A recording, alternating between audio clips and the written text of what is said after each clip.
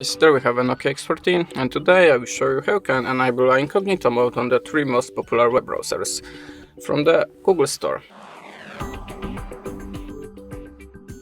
So we start from the Google Chrome. Now we have to open this web browser, and to enable Incognito mode just click on this 3-dot icon and choose New Incognito tab. That's it for the Google Chrome. Now the Opera. Sorry, have to wait a second.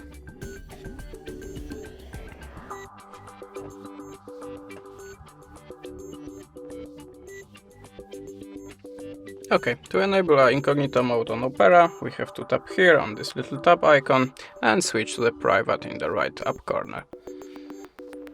In the Firefox, we have to open this web browser again, and in the Firefox you will enable Incognito mode by clicking this zero mask.